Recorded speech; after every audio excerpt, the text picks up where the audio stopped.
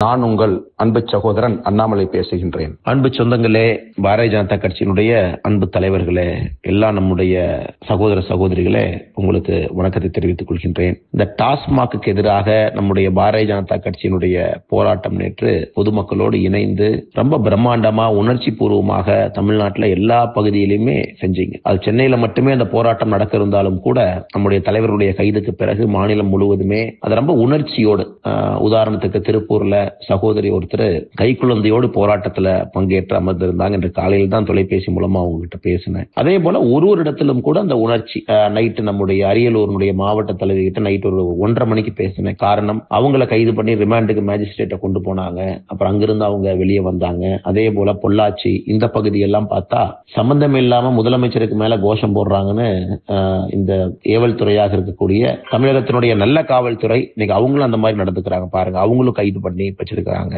திருவிடை மருதூர், கும்பகோணம் இது போன்ற பகுதிகளில் டாஸ்மாக் கடையை மூடி நம்முடைய அன்பு சொந்தங்கள் தங்களுடைய போராட்டத்தை வெளிப்படுத்தினாங்க. சென்னை போன்ற பகுதியில எத்தனையோ அடக்குமுறையை தாண்டி தொண்டர்கள் தலைவர்கள் அலையலையாக வந்து கைதானாங்க. மண்டபம் பத்தாம ரோட்ல இறக்கி விடக்கூடிய செய்தியை பார்த்தோம். அதனால இது எல்லா இடத்திலும் கூட மக்களிடம் ஏதோ ஒரு உணர்ச்சி பிழம்பை இது தட்டி எழுப்பி இருக்கிறது.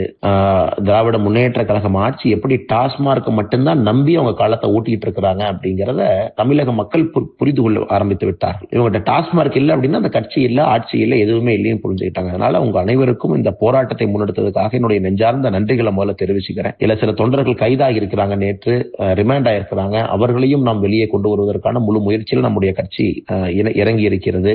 கைதுகளாம் பயப்படாதீங்க, எல்லாம் பேட்ச் ஆஃப் ஆனர், ஷட்டரை மூடிட்டாங்கன்னு உள்ள போனாங்கன்னா வெளியே வரும்போது நீங்க மக்கள் மத்தியில் ஒரு பெரிய ஹீரோ தான் அந்த ஏரியால, அந்த ஊர்ல. அதனால இது ஒரு பெரிய விஷயமா எடுத்துக்காதீங்க. அதை கட்சி என்ன உங்களுக்கு உதவி செய்ய வேண்டுமோ அதை முழுமையாக செய்து வெளியே கூட்டிட்டு வந்துடுறோம். அதே நேரத்தில் நேற்று நடந்தது நம்முடைய முதல் போராட்டம் மட்டும்தான். தொடர்ச்சியாக அலையலையாக நாம் போராட்டம் பண்ணிக்கிட்டே இருக்கணும். காரணம், தமிழகத்தில் மாற்றம் வர வேண்டும் என்றால் இந்த நெக்சஸ், இந்த சாராய கம்பெனி, டாஸ்மார்க், அரசு, கட்சி, இவங்களுக்கு இருக்கக்கூடிய இந்த நெக்சஸை உடைக்காம தமிழகத்தில் ஆட்சி மாற்றம், அரசியல் மாற்றம் நடக்காது. தொடர்ந்து இந்த வேலையில் இருப்போம், களத்தில் இருப்போம். எல்லா அன்பு சொந்தங்களுக்கும் மறுபடியும் என்னுடைய நன்றிகளை தெரிவிச்சுக்கிறேன். உடம்பு பார்த்துக்குங்க, ஓய்விடுங்க. வாழ்க வளமுடன். பாரத் மாதா.